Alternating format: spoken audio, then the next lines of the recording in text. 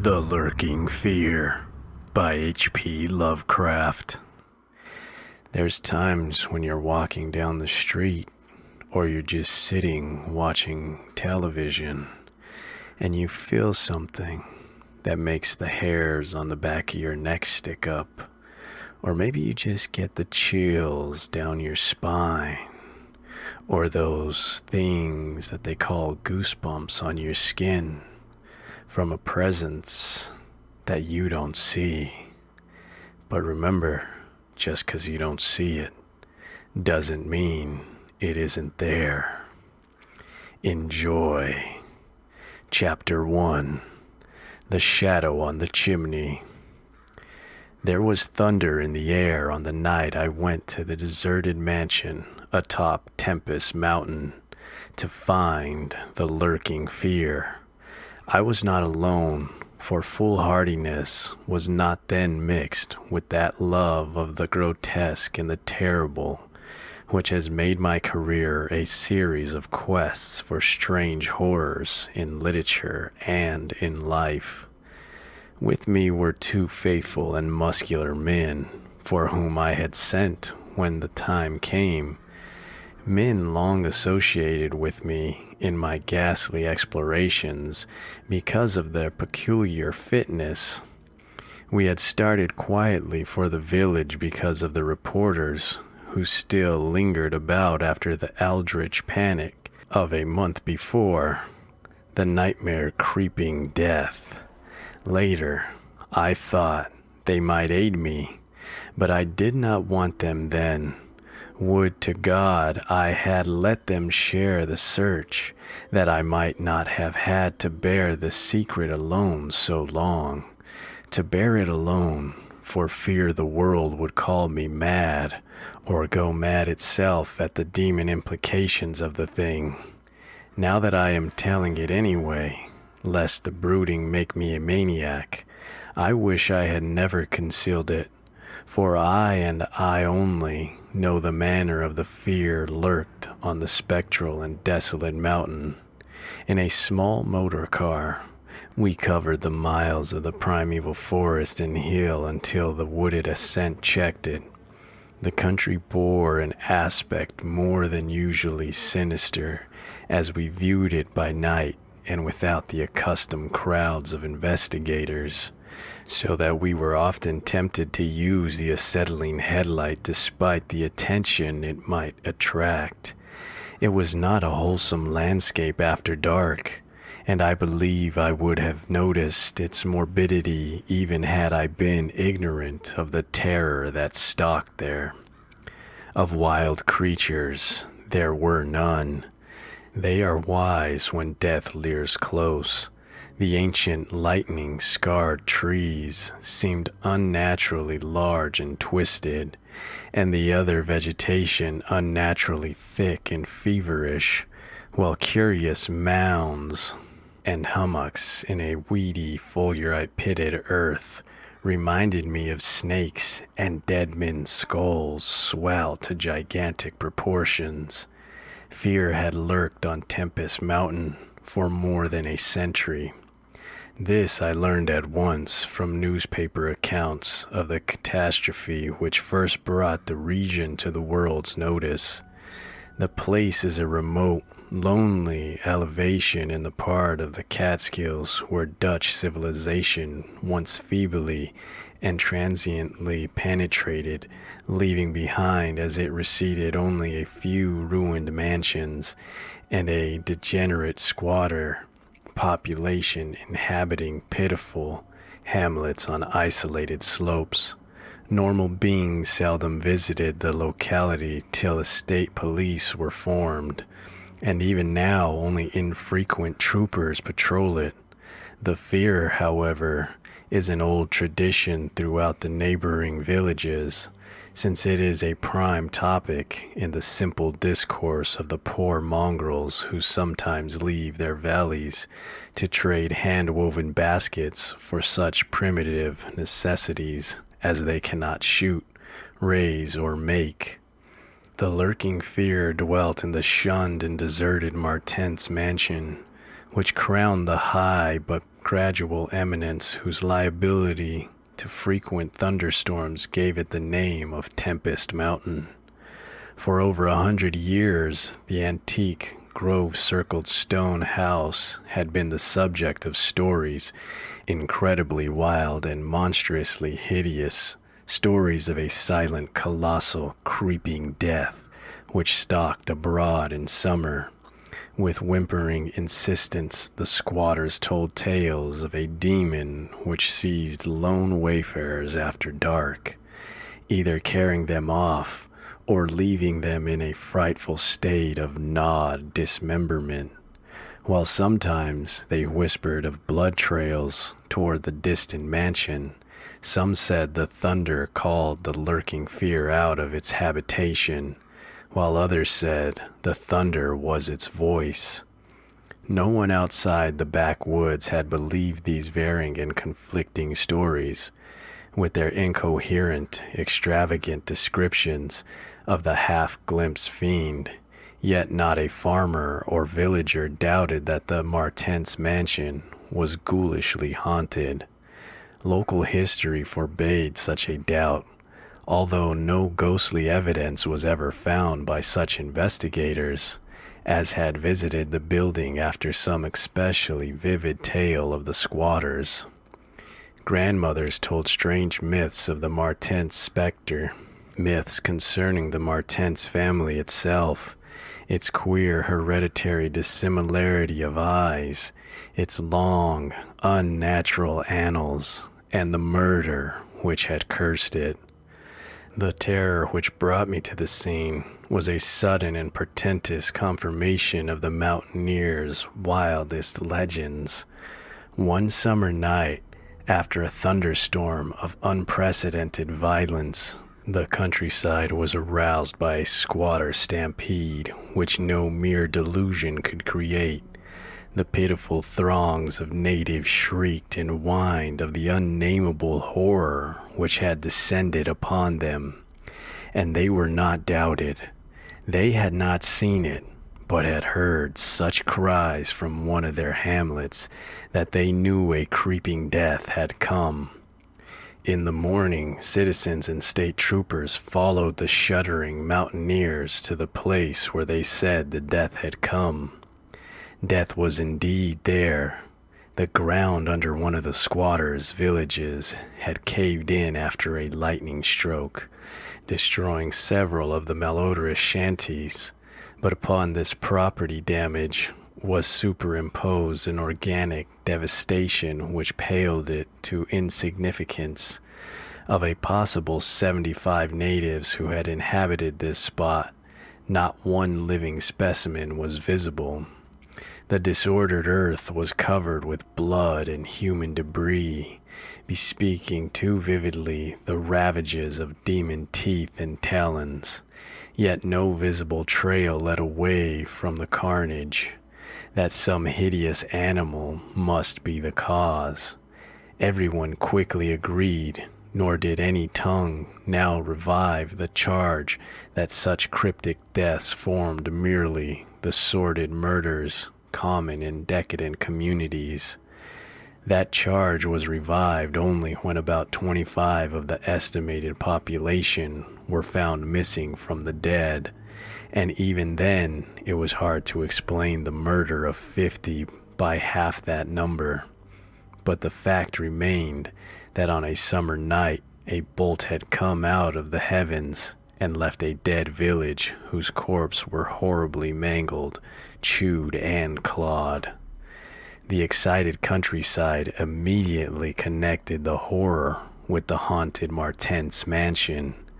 Though the localities were over 3 miles apart, the troopers were more skeptical, including the mansion only casually in their investigations, and dropping it altogether when they found it thoroughly deserted. Country and village people, however, canvassed the place with infinite care, overturning everything in the house, sounding ponds and brooks, beating down bushes, and ransacking the nearby forests.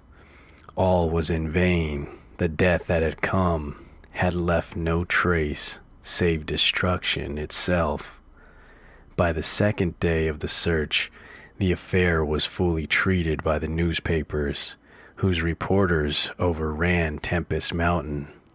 They described it in much detail and with many interviews to elucidate the horror's history as told by local grandams. I followed the accounts languidly at first, for I am a connoisseur in horrors, but after a week I detected an atmosphere which stirred me oddly, so that on August 5th, 1921, I registered among the reporters who crowded the hotel at Lefferts Corners, nearest village to Tempest Mountain, and acknowledged headquarters of the searchers. 3 weeks more, and the dispersal of the reporters left me free to begin a terrible exploration based on the minute inquiries and surveying with which I had meanwhile busied myself. So on this summer night, while distant thunder rumbled, I left a silent motor car and tramped with 2 armed companions up the last mound-covered reaches of Tempest Mountain, casting the beams of an electric torch on the spectral gray walls that began to appear through giant oaks ahead. In this morbid night solitude and feeble shifting illumination, the vast box-like pile displayed obscure hints of terror which day could not uncover. Yet I did not hesitate, since I had come with fierce resolution to test an idea. I believed that the thunder called the death demon out of some fearsome secret place, and be that demon solid entity or vaporous pestilence, I meant to see it. I had thoroughly searched the ruin before, hence knew my plan well, choosing as the seat of my vigil the old room of Jan Martin's, whose murder looms so great in the rural legends. I felt subtly that the apartment of this ancient victim was best for my purposes. The chamber, measuring about 20 feet square, contained, like the other rooms, some rubbish which had once been furniture. It lay on the second story, on the southeast corner of the house, and had an immense east window and narrow south window, both devoid of panes or shutters. Opposite the large window was an enormous Dutch fireplace, with scriptural tiles representing the prodigal son, and opposite the narrow window was a spacious bed built into the wall. As the tree-muffled thunder grew louder, I arranged my plan's details. First, I fastened side by side to the ledge of the large window 3 rope ladders which I had brought with me. I knew they reached a suitable spot on the grass outside, for I had tested them. Then the 3 of us dragged from another room a wide 4-poster bedstead, crowding it laterally against the window. Having strewn it with fir boughs, all now rested on it with drawn automatics, 2 relaxing while the 3rd watched. From whatever direction the demon might come, our potential escape was provided. If it came from within the house, we had the window ladders. If from outside, the door and the stairs. We did not think, judging from precedent, that it would pursue us far, even at worst. I watched from midnight to 1 o'clock, when in spite of the sinister house, the unprotected window, and the approaching thunder and lightning, I felt singularly drowsy. I was between my 2 companions, George Bennett being toward the window, and William Toby toward the fireplace. Bennett was asleep, having apparently felt the same anomalous drowsiness which affected me. So I designated Toby for the next watch, although even he was nodding. It is curious how intently I had been watching that fireplace. The increasing thunder must have affected my dreams, for in the brief time I slept there came to me apocalyptic visions. Once I partly awaked, probably because the sleeper toward the window had restlessly flung an arm across my chest. I was not sufficiently awake to see whether Toby was attending to his duties as sentinel, but felt a distinct anxiety on that score. Never before had the presence of evil so poignantly oppressed me. Later I must have dropped asleep again, for it was out of a phantasmal chaos that my mind leaped when the night grew hideous with shrieks beyond anything in my former experience or imagination. In that shrieking, the inmost soul of human fear and agony clawed hopelessly and insanely at the ebony gates of oblivion. I awoke to red madness and the mockery of diabolism, as farther and farther down inconceivable vistas that phobic and crystalline anguish retreated and reverberated. There was no light, but I knew from the empty space at my right that Toby was gone. God alone knew whither. Across my chest still lay the heavy arm of the sleeper at my left. Then came the devastating stroke of lightning, which shook the whole mountain, lit the darkest crypts of the hoary grove, and splintered the patriarch of the twisted trees. In the demon flash of a monstrous fireball, the sleeper started up suddenly, while the glare from beyond the window threw his shadow vividly upon the chimney above the fireplace, from which my eyes had never strayed. That I am still alive and sane is a marvel I cannot fathom. I cannot fathom it, for the shadow on that chimney was not that of George Bennett or of any other human creature, but a blasphemous abnormality from hell's nethermost craters, a nameless, shapeless abomination which no mind could fully grasp and no pen even partly describe. In another second, I was alone in the accursed mansion, shivering and gibbering. George Bennett and William Toby had left no trace, not even of a struggle. They were never heard of again. Part 2.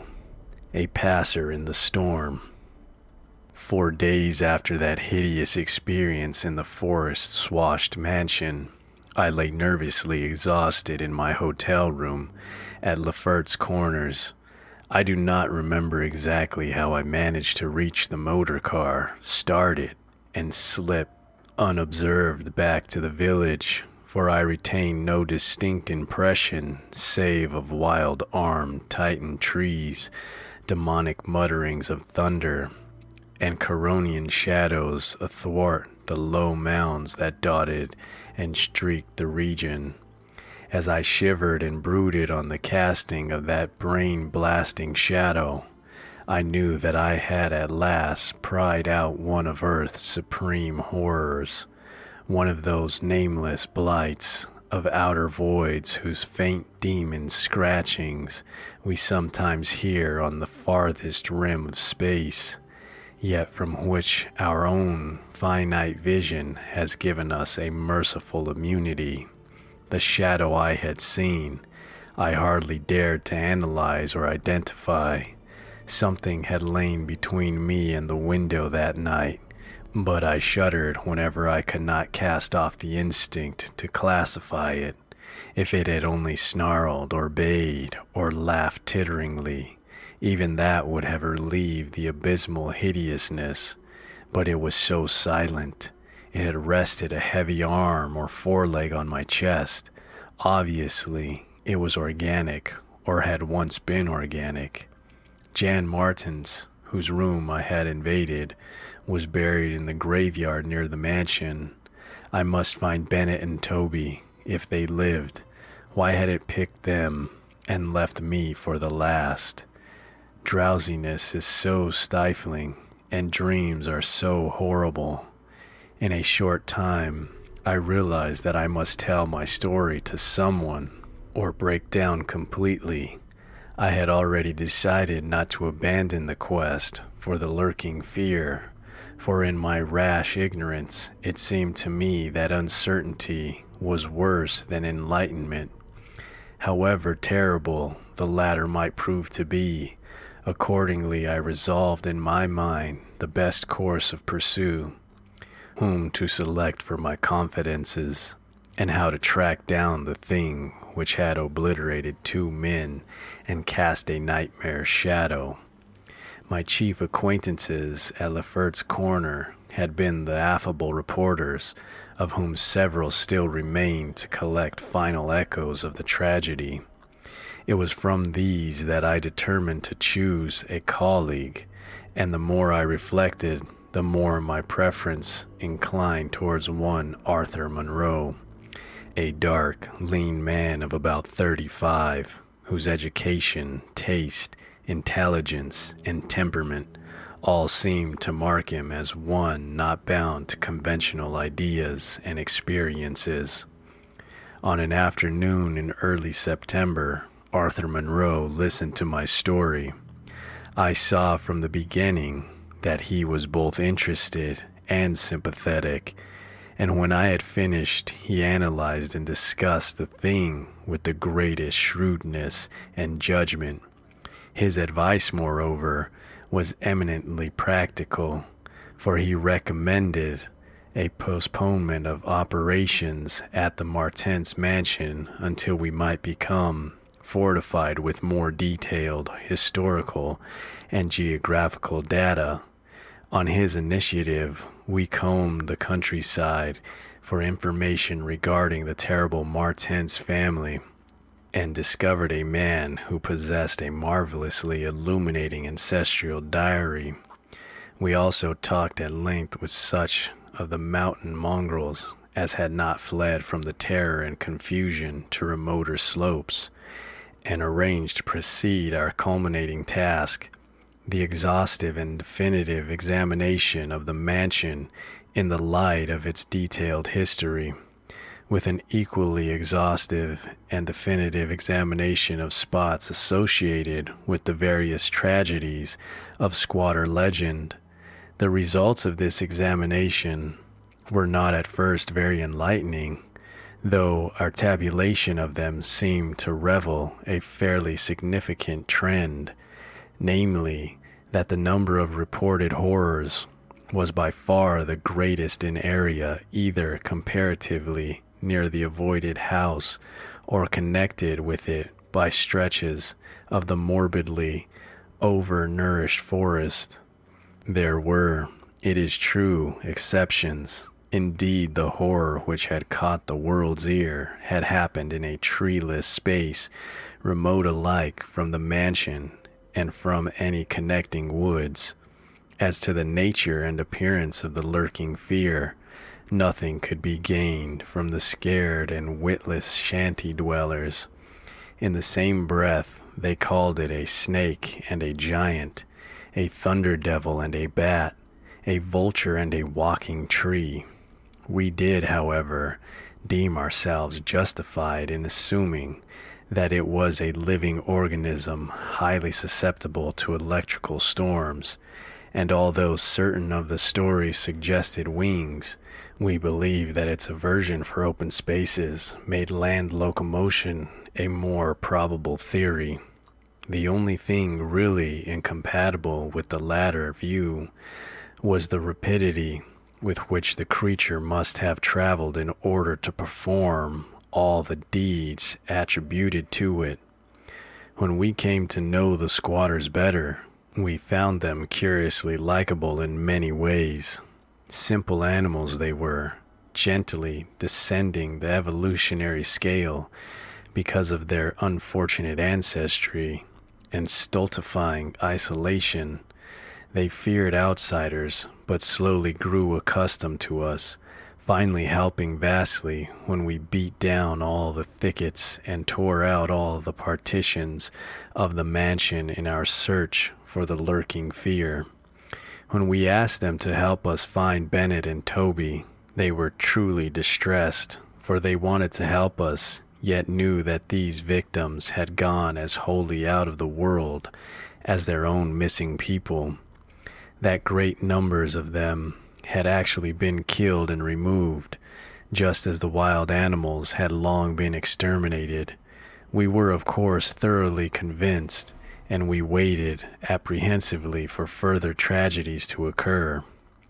By the middle of October, we were puzzled by our lack of progress. Owing to the clear nights, no demonic aggressions had taken place, and the completeness of our vain searches of house and country almost drove us to regard the lurking fear as a non-material agency. We feared that the cold weather would come on and halt our explorations, for all agreed that the demon was generally quiet in winter. Thus there was a kind of haste and desperation in our last daylight canvass of the horror-visited hamlet, a hamlet now deserted because of the squatter's fears. The ill-fated squatter hamlet had borne no name, but had long stood in a sheltered, though treeless cleft between two elevations called respectively Cone Mountain and Maple Hill. It was closer to Maple Hill than to Cone Mountain, some of the crude abodes indeed being dugouts on the side of the former eminence. Geographically, it lay about 2 miles northwest of the base of Tempest Mountain, and 3 miles from the oak-girt mansion. Of the distance between the hamlet and the mansion, fully 2 miles and a quarter on the hamlet's side was entirely open country, the plain being of fairly level character, save for some of the low snake-like mounds, and having as vegetation only grass and scattered weeds. Considering this topography, we had finally concluded that the demon must have come by way of Cone Mountain, a wooden southern prolongation of which ran to within a short distance of the westernmost spur of Tempest Mountain. The upheaval of ground we traced conclusively to a landslide from Maple Hill, a tall, lone, splintered tree on whose side had been the striking point of the thunderbolt which summoned the fiend. As for the 20th time or more, Arthur Monroe and I went minutely over every inch of the violated village.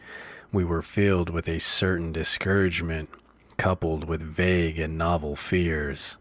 It was acutely uncanny, even when frightful and uncanny things were common, to encounter so blankly clueless a scene after such overwhelming occurrences, and we moved about beneath the leaden, darkening sky with the tragic, directionless zeal which results from a combined sense of utility and necessity of action.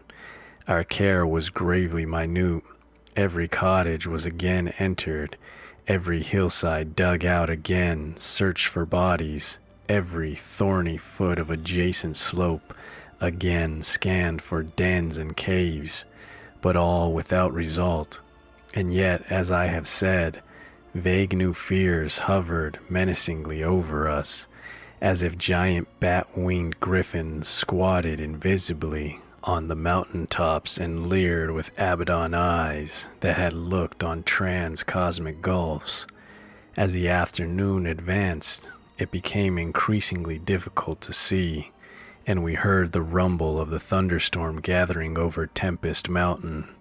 This sound in such a locality naturally stirred us, though less than it would have done at night.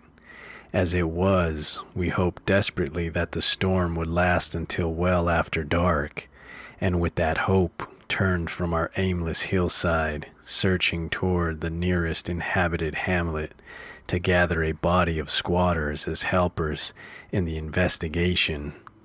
Timid as they were, a few of the younger men were sufficiently inspired by our protective leadership to promise such help. We had hardly more than turned, however, when there descended such a blinding sheet of torrential rain that shelter became imperative.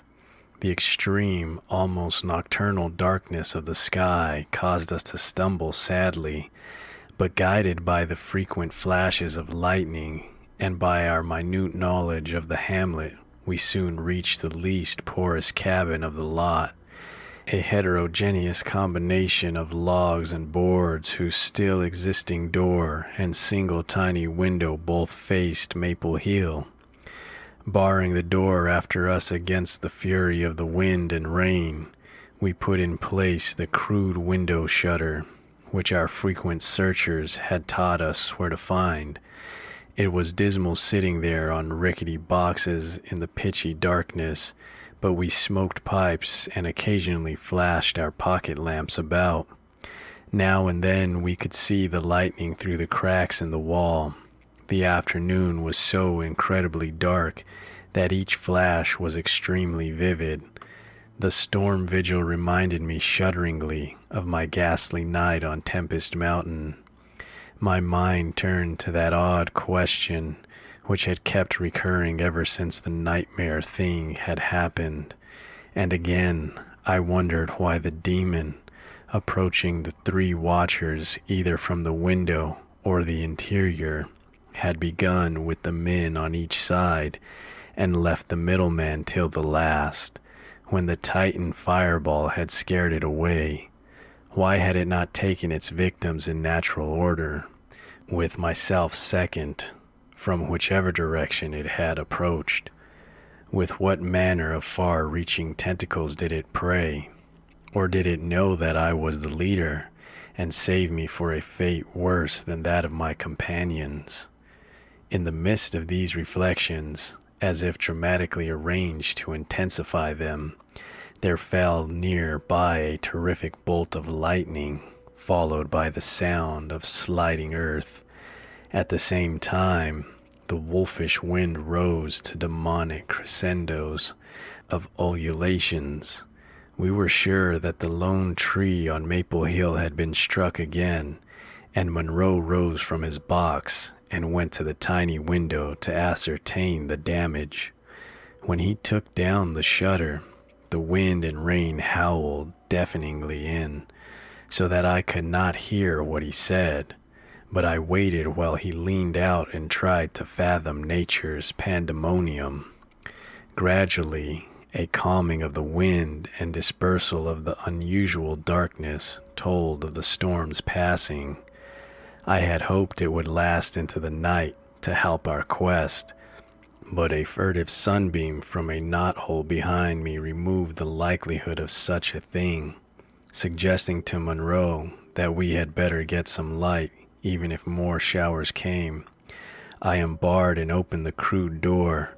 The ground outside was a singular mass of mud and pools, with fresh heaps of earth from the slight landslide, but I saw nothing to justify the interest which kept my companion silently leaning out the window. Crossing to where he leaned, I touched his shoulder, but he did not move. Then, as I playfully shook him and turned him around, I felt the strangling tendrils of a cancerous horror whose roots reached into illimitable pasts and fathomless abysms of the night that broods beyond time. For Arthur Monroe was dead, and on what remained of his chewed and gouged head there was no longer a face. Part 3. What the red glare meant. On the tempest-racked night of November 8, 1921, with a lantern which cast charnel shadows, I stood digging alone and idiotically in the grave of Jan Martins. I had begun to dig in the afternoon because a thunderstorm was brewing, and now that it was dark and the storm had burst above the maniacally thick foliage, I was glad. I believed that my mind was partly unhinged by events since August 5th, the demon shadow in the mansion, the general strain and disappointment, and the thing that occurred at the hamlet in an October storm. After that thing, I had dug a grave for one whose death I could not understand. I knew that others could not understand either, so let them think Arthur Monroe had wandered away. They searched but found nothing. The squatters might have understood, but I dared not frighten them more. I myself seemed strangely callous. That shock at the mansion had done something to my brain, and I could think only of the quest for a horror now grown to cataclysmic stature in my imagination, a quest which the fate of Arthur Monroe made me vow to keep silent and solitary. The scene of my excavations would alone have been enough to unnerve any ordinary man. Baleful, primal trees of unholy size, age, and grotesqueness leered above me like the pillars of some hellish, druidic temple, muffling the thunder, hushing the clawing wind, and admitting but little rain.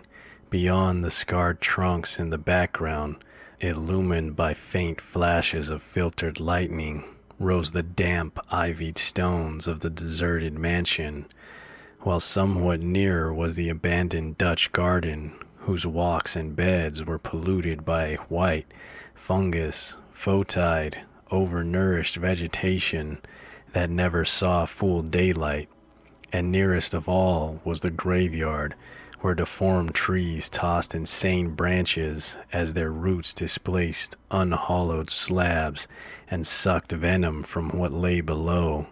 Now and then, beneath the brown pall of leaves that rotted and festered in the antediluvian forest darkness, I could trace the sinister outliners of some of those low mounds which characterized the lightning-pierced region.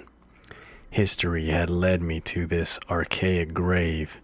History, indeed, was all I had after everything else ended in mocking Satanism. I now believed that the lurking fear was no material thing, but a wolf-fanged ghost that rode the midnight lightning, and I believed because of the masses of local tradition I had unearthed in my search with Arthur Monroe, that the ghost was that of Jan Martens, who died in 1762. That is why I was digging idiotically in his grave. The Martens mansion was built in 1670 by Gerrit Martens, a wealthy New Amsterdam merchant who disliked the changing order under British rule, and had constructed this magnificent domicile on a remote woodland summit whose untrodden solitude and unusual scenery pleased him. The only substantial disappointment encountered in this site was that which concerned the prevalence of violent thunderstorms in summer. When selecting the hill and building his mansion, Mynheer Martens had laid these frequent natural outbursts to some peculiarity of the year, but in time he perceived that the locality was especially liable to such phenomena. At length, having found these storms injurious to his health, he fitted up a cellar into which he could retreat from their wildest pandemonium. Or Gerrit Martens's descendants less is known them of himself, since they were all reared in hatred of the English civilization, and trained to shun such of the colonists as accepted it. Their life was exceedingly secluded, and people declared that their isolation had made them heavy of speech and comprehension. In appearance, all were marked by a peculiar, inherited dissimilarity of eyes, one generally being blue and the other brown. Their social contacts grew fewer and fewer, till at last they took to intermarrying with the numerous menial class about the estate. Many of the crowded family degenerated, moved across the valley, and merged with the mongrel population, which was later to produce the pitiful squatters. The rest had stuck sullenly to their ancestral mansion, becoming more and more clannish and taciturn, yet developing a nervous responsiveness to the frequent thunderstorms. Most of this information reached the outside world through young Jan Martens, who, from some kind of relentlessness, joined the colonial army.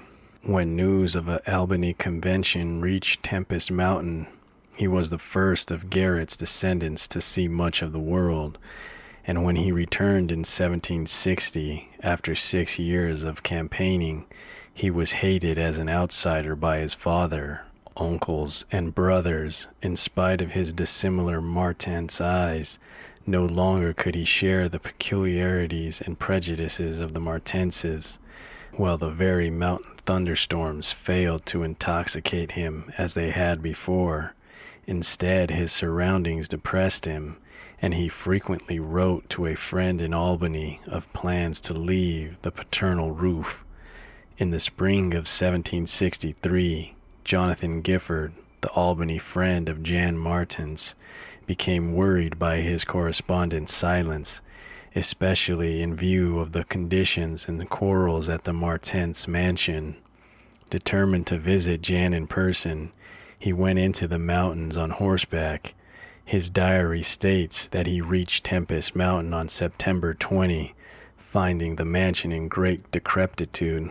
The sullen, odd-eyed Martenses, whose unclean animal aspect shocked him, told him in broken gutturals that Jan was dead.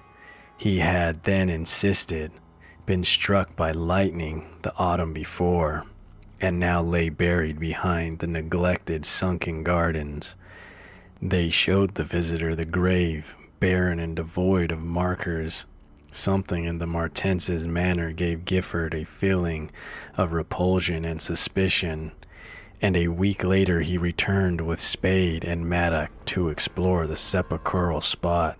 He found what he expected, a skull crushed cruelly as if by savage blows. So returning to Albany, he openly charged the Martenses with the murder of their kinsman. Legal evidence was lacking, but the story spread rapidly round the countryside, and from that time the Martenses were ostracized by the world. No one would deal with them, and their distant manor was shunned as an accursed place. Somehow they managed to live on independently by the products of their estate, for occasional lights glimpsed from far-away hills attested their continued presence. These lights were seen as late as 1810, but toward the last they became very infrequent. Meanwhile, there grew up about the mansion and the mountain a body of diabolic legendry. The place was avoided with doubled assiduousness, and invested with every whispered myth tradition could supply. It remained unvisited till 1816, when the continued absence of light was noticed by the squatters. At that time, a party made investigations, finding the house deserted and partly in ruins. There were no skeletons about, so that departure, rather than death, was inferred. The clan seemed to have left several years before, and improvised penthouse showed how numerous it had grown prior to its migration. Its cultural level had fallen very low, as proved by decaying furniture and scattered silverware, which must have been long abandoned when its owners left. But though the dreaded Martenses were gone, the fear of the haunted house continued, and grew very acute when new and strange stories arose among the mountain decadents. There it stood, deserted, feared, and linked with the vengeful ghost of Jan Martens. There it still stood on the night I dug in Jan Martens's grave. I have described my protracted digging as idiotic, and such it indeed was in object and method. The coffin of Jan Martens had soon been unearthed. It now held only dust and niter, but in my fury to exhume his ghost, I delved irrationally and clumsily down beneath where he had lain. God knows what I expected to find. I only felt that I was digging in the grave of a man whose ghost stalked by night. It is impossible to say what monstrous depth I had attained when my spade, and soon my feet, broke through the ground beneath. The event, under the circumstances, was tremendous, for the existence of a subterranean space here. My mad theories had terrible confirmation. My slight fall had extinguished the lantern, but I produced an electric pocket lamp and viewed the small horizontal tunnel which led away indefinitely in both directions. It was amply large enough for a man to wiggle through, and though no sane person would have tried it at the time, I forgot danger, reason, and cleanliness in my single-minded fever to unearth the lurking fear. Choosing the direction toward the house, I scrambled recklessly into the narrow burrows, squirming ahead blindly and rapidly, and flashing but seldom the lamp I kept before me. What language can describe the spectacle of a man lost in an infinitely abysmal earth, pawing, twisting, wheezing, scrambling madly through sunken convolutions of a memorial blackness, without an idea of time, safety, direction, or definite object? There is something hideous in it, but that is what I did. I did it for so long that life faded to a far memory, and I became one with the moles and grubs of nighted depths. Indeed, it was only by accident that after interminable writhings I jarred my forgotten electric lamp alight, so that it shone eerily along the burrow of caked loom that stretched and curved ahead. I had been scrambling in this way for some time, so that my battery had burned very low, when the passage suddenly inclined sharply upward, altering my mode of progress, and as I raised my glance, it was without preparation that I saw glistening in the distance 2 demonic reflections of my expiring lamp, 2 reflections glowing with a baneful and unmistakable effulgence, and provoking maddeningly nebulous memories. I stopped automatically, though lacking the brain to retreat. The eyes approached, yet of the thing that bore them I could distinguish only a claw. But what a claw! Then far overhead I heard a faint crashing, which I recognized. It was the wild thunder of the mountain. Raised to hysteric fury, I must have been crawling upward for some time, so that the surface was now quite near, and as the muffled thunder clattered, those eyes still stared with vacuous viciousness. Thank God I did not then know what it was, else I should have died, but I was saved by the very thunder that had summoned it, for after a hideous wait there burst from the unseen outside sky one of those frequent mountainward bolts whose aftermath I had noticed here and there as gashes of disturbed earth and fulgurities of various sizes. With cyclopean rage it tore through the soil above that damnable pit, blinding and deafening me, yet not wholly reducing me to a coma. In the chaos of sliding, shifting earth I clawed and floundered helplessly till the rain on my head steadied me, and I saw that I had come to the surface in a familiar spot, a steep, unforested place on the southwest slope of the mountain.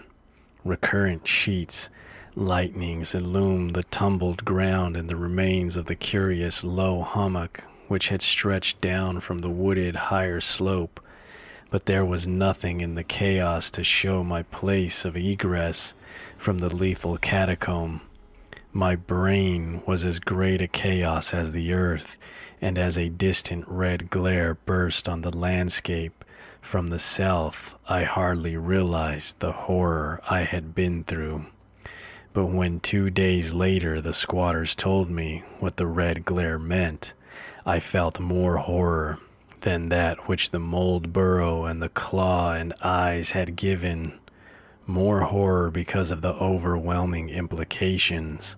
In a hamlet 20 miles away, an orgy of fear had followed the bolt which brought me above ground, and a nameless thing had dropped from an overhanging tree into a weak-roofed cabin. It had done a deed, but the squatters had fired the cabin in frenzy before it could escape.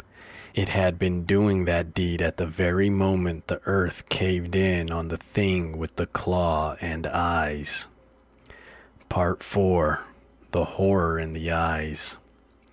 There can be nothing normal in the mind of one who, knowing what I knew of the horrors of Tempest Mountain, would seek alone for the fear that lurked there, that at least 2 of the fear's embodiments were destroyed, formed but a slight guarantee of mental and physical safety in this Acheron of multiform diabolism.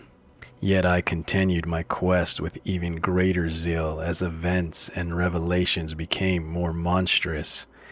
When 2 days after my frightful crawl through that crypt of the eyes and the claw, I learned that a thing had malignly hovered 20 miles away at the same instant the eyes were glaring at me. I experienced virtual convulsions of fright, but that fright was so mixed with the wonder and alluring grotesqueness that it was almost a pleasant sensation. Sometimes, in the throes of a nightmare, when unseen powers whirl one over the roofs of strange dead cities toward the grinning chasms of Nis, it is a relief and even a delight to shriek wildly and throw oneself voluntarily along with the hideous vortex of dream doom into whatever bottomless gulf may yawn. And so it was with the waking nightmare of Tempest Mountain. The discovery that 2 monsters had haunted the spot gave me ultimately a mad craving to plunge into the very earth of the accursed region, and with bare hands dig out the death that leered from every inch of the poisonous soil.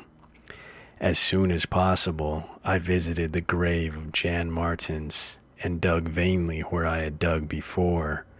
Some extensive cave-in had obliterated all trace of the underground passage, while the rain had washed so much earth back into the excavation that I could not tell how deeply I had dug that other day. I likewise made a difficult trip to the distant hamlet where the death creature had been burnt, and was little repaid for my trouble.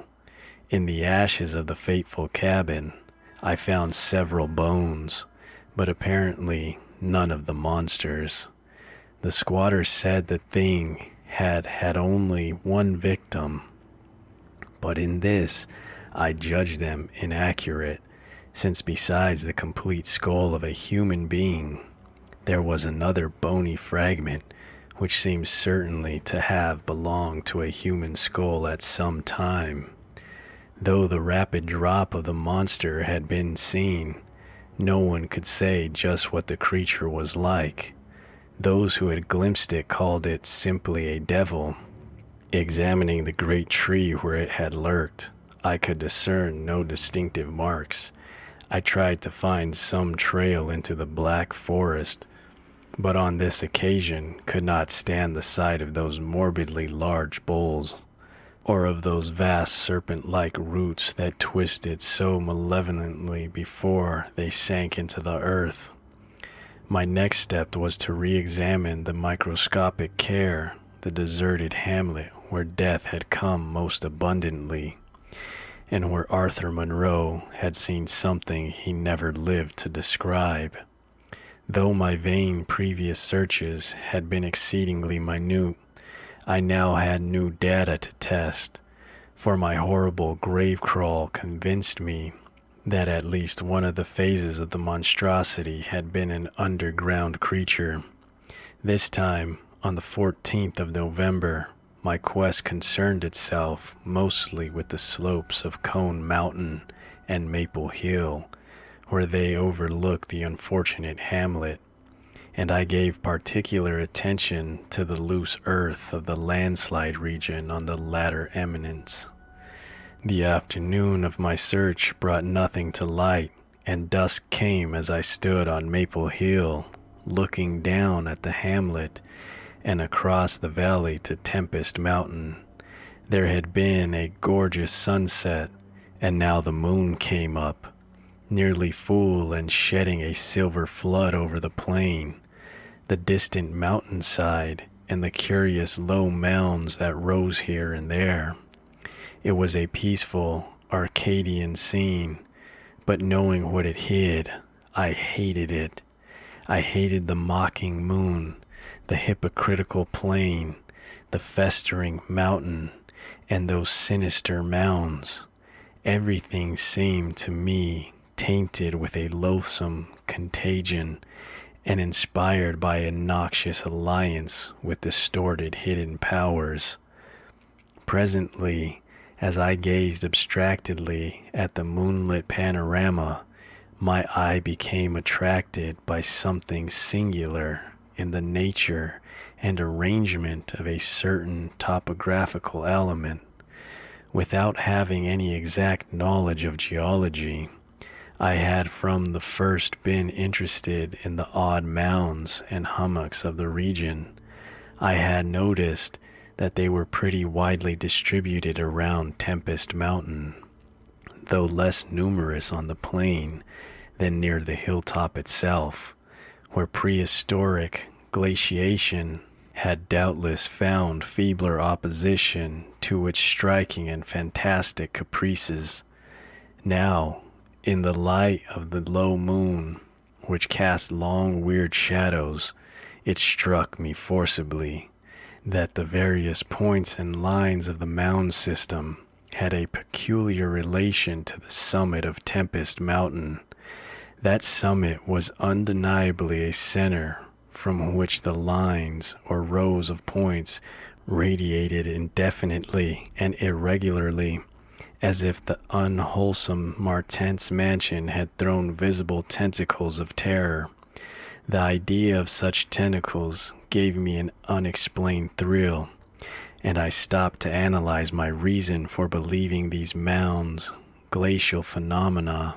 The more I analyzed, the less I believed, and against my newly opened mind, there began to beat grotesque and horrible analogies based on superficial aspects and upon my experience beneath the earth. Before I knew it, I was uttering frenzied and disjointed words to myself. My God, molehills! The damned place must be honeycombed. How many? That night at the mansion, they took Bennett and Toby first, on each side of us. Then I was digging frantically into the mound which had stretched nearest me, digging desperately, shiveringly, but almost jubilantly, digging and at last shrieking aloud with some unplaced emotion as I came upon a tunnel or burrow just like the one through which I had crawled on that other demonic night. After that, I recall running, spade in hand, a hideous run across moonlitten mound-marked meadows and through diseased, precipitous abysses of haunted hillside forest, leaping, screaming, panting, bounding toward the terrible Martense mansion. I recall digging unreasoningly in all parts of the briar-choked cellar, digging to find the core and center of that malignant universe of mounds. And then I recall how I laughed when I stumbled on the passageway, the hole at the base of the old chimney, where the thick weeds grew and cast queer shadows in the light of the lone candle I had happened to have with me. What still remained down in that hell hive, lurking and waiting for the thunder to arouse it, I did not know. 2 had been killed. Perhaps that had finished it, but still there remained that burning determination to reach the innermost secret of the fear which I had once more come to deem definite, material, and organic. My indecisive speculation whether to explore the passage alone and immediately with my pocket light, or to try to assemble a band of squatters for the quest, was interrupted after a time by a sudden rush of wind from outside, which blew out the candle and left me in stark blackness. The moon no longer shone through the chinks and apertures above me, and with a sense of fateful alarm, I heard the sinister and significant rumble of approaching thunder. A confusion of associated ideas possessed my brain, leading me to grope back toward the farthest corner of the cellar. My eyes, however, never turned away from the horrible opening at the base of the chimney, and I began to get glimpses of the crumbling bricks and unhealthy weeds as faint glows of lightning penetrated the woods outside and illumined the chinks in the upper wall. Every second I was consumed with a mixture of fear and curiosity. What would the storm call forth, or was there anything left for it to call? Guided by a lightning flash, I settled myself down behind a dense clump of vegetation through which I could see the opening without being seen. If heaven is merciful, it will someday efface from my consciousness the sight that I saw, and let me live my last years in peace. I cannot sleep at night now, and have to take opiates when it thunders.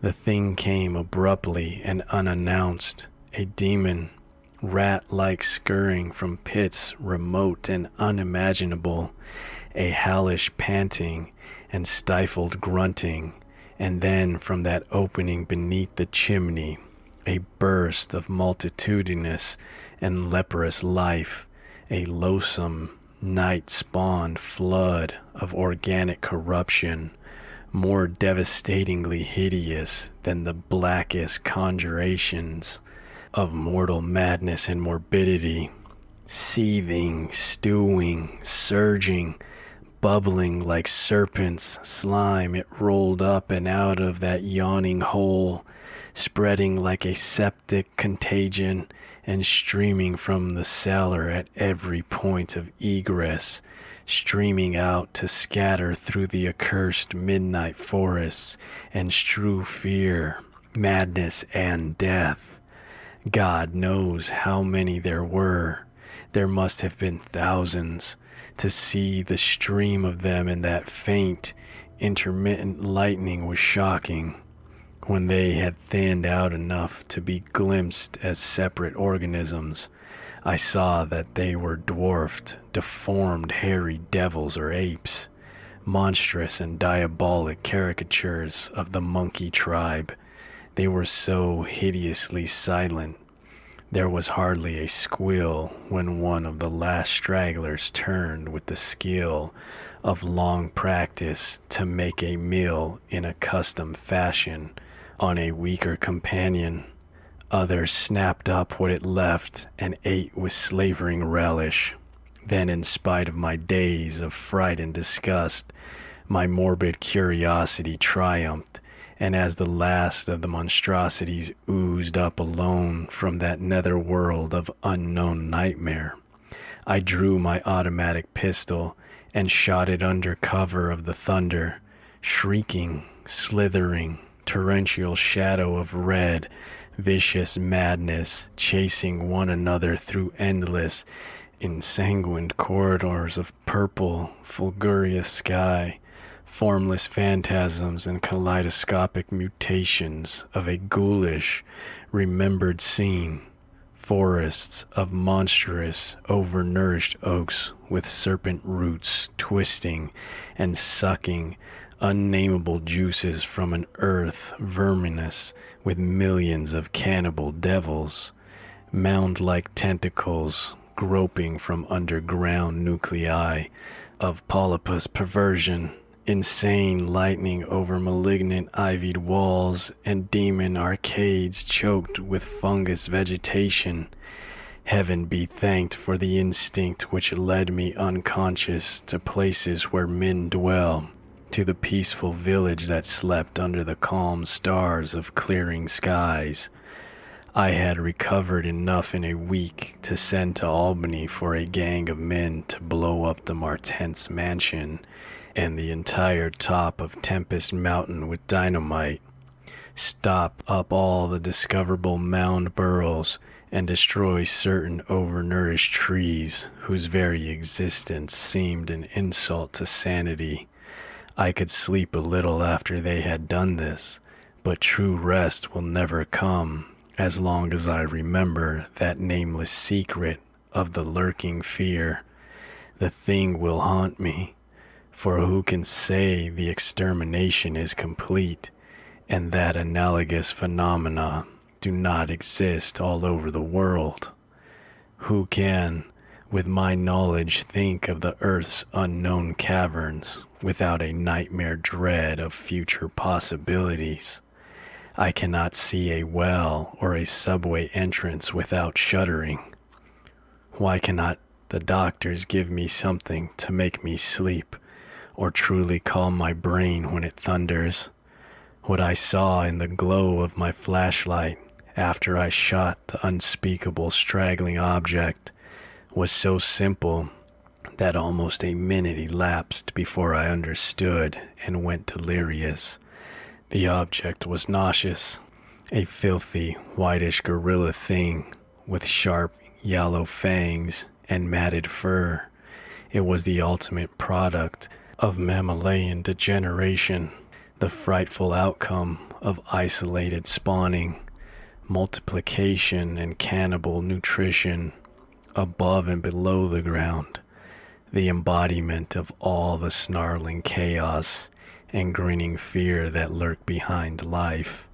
It had looked at me as it died, and its eyes had the same odd quality that marked those other eyes which had stared at me underground and excited cloudy recollections.